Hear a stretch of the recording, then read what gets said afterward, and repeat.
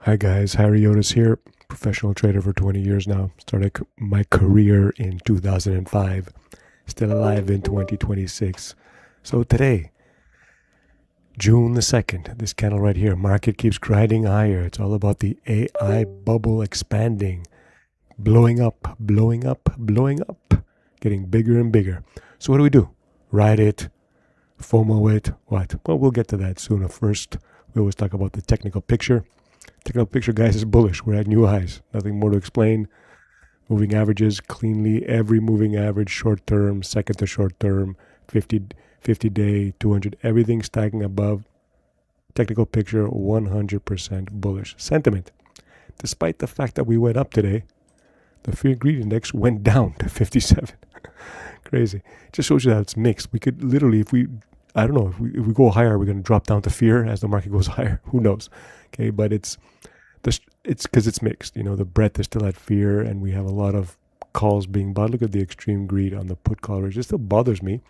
It's a lot of calls are being bought, and yet, you know, we're not even at extremes. This is why it is bullish, and we're going to keep going higher. And we keep having mixed sentiment, and people fearful at the highs, and it's the breadth is weak, and that's why the market keeps going higher. Stay bullish. Don't fight it. This is very, very bullish. Okay, I'm still waiting for a pullback to go in. To go in bigger. Okay, I still have a cash that I want to deploy. I'm just going to ride my longs along with this move as this market goes high.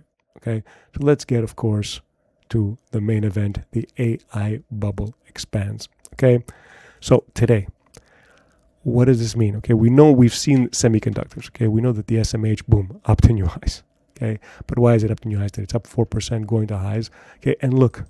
Okay, we have to make it note that we had negative divergence before, like the market was going higher and the price is going lower. But we said the price action keeps going higher, it can negate the negative divergence. And look, it's starting. If it keeps going higher, the SMH goes higher.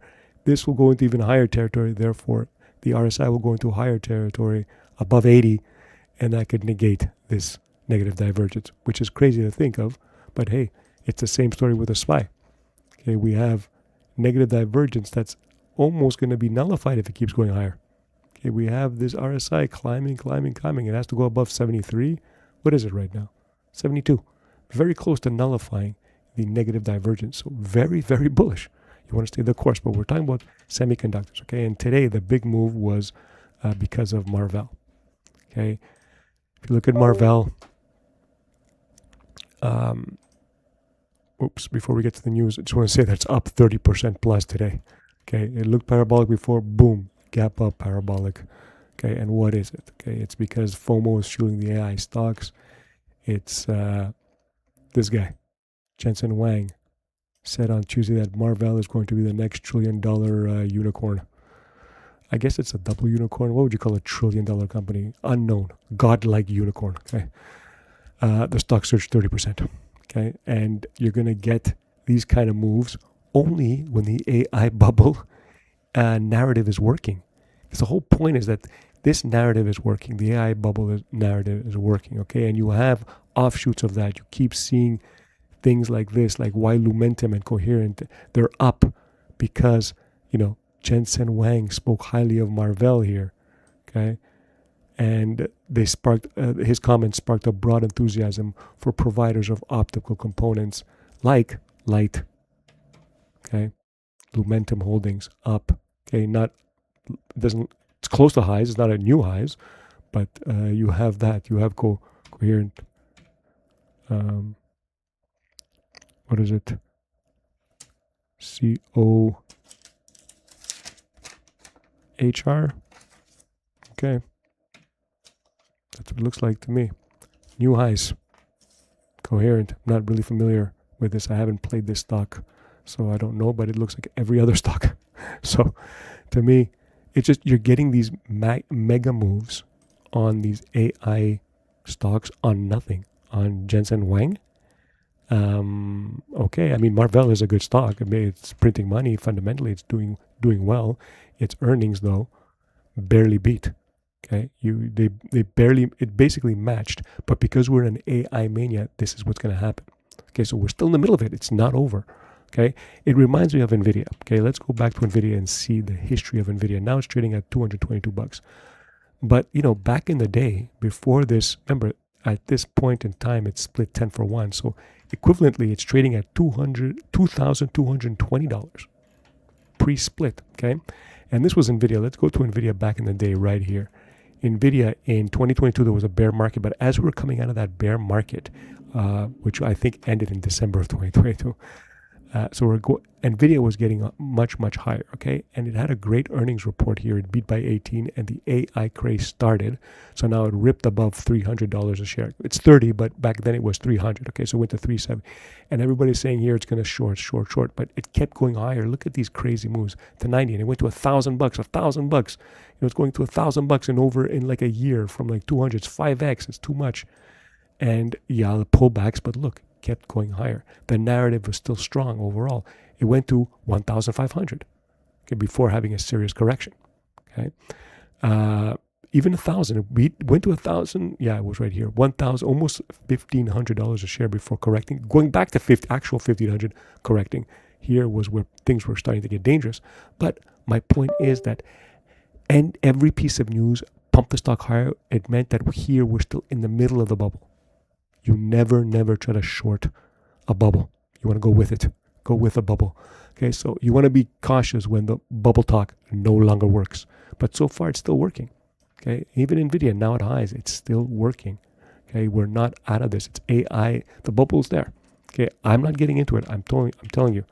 I took some shorts on SMH, but I did it in a way whereby even if it goes up, I still collect the credit. Okay, so I'm still making money on these shorts. Same with a SPY. Okay, I did the same trade with SMH as I did with a SPY. I went short, but I did it in a way where I had a net credit to it. So I'm going to let it expire worthless and collect my credit so I don't lose on my short. Okay, so the same thing with the AI bubble, same lesson with the AI bubble goes to SPY, okay? You go with it. That's why we're net long. We have short exposure, but not crazy.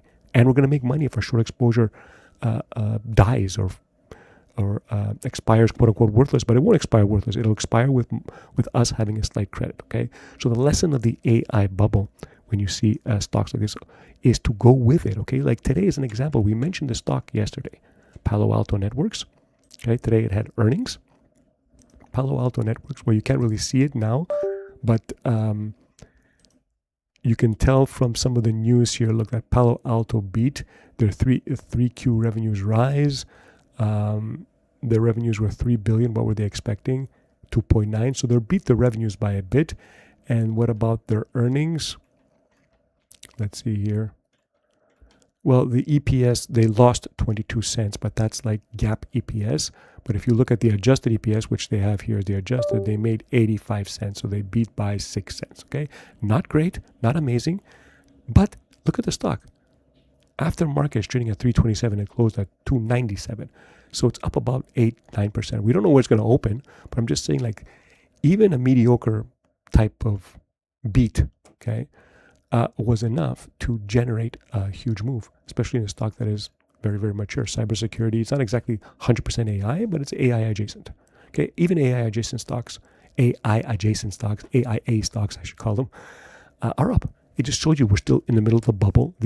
Anything AI is working, and you go for it. It's not at the point where it's not working anymore. You will see it. It will just come.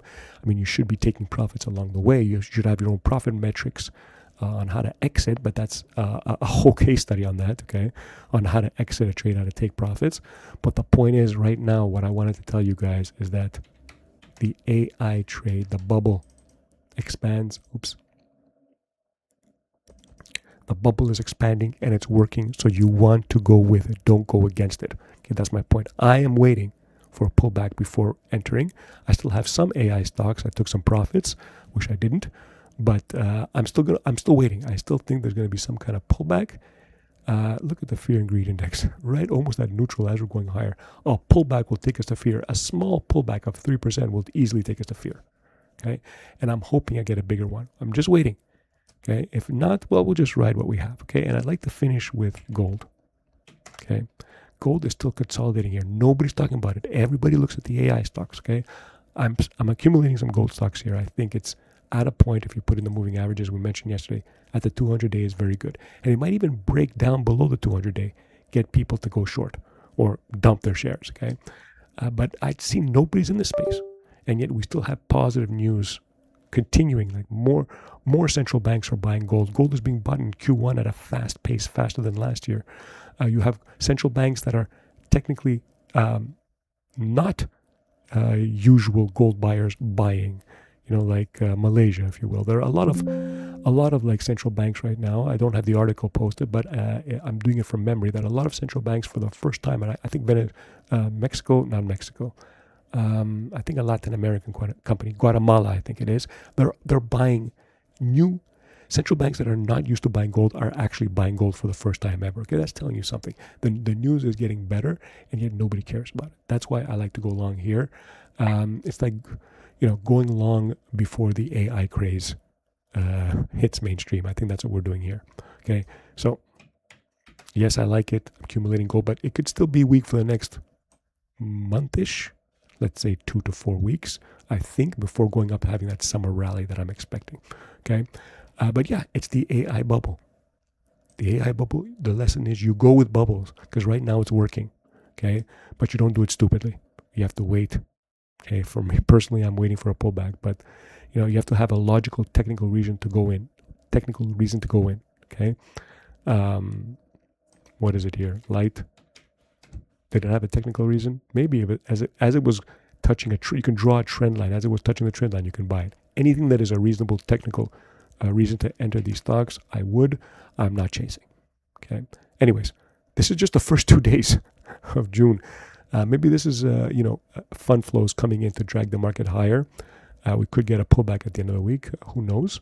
We have the jobs report coming on Friday. We'll see what happens, guys. These are crazy times. Okay, I've never seen this kind of action before. This whole move is a crazy move. I think this is the most unique move ever of all time. I don't think this has ever happened in the market. Okay, so we're living in exciting times. All right, later.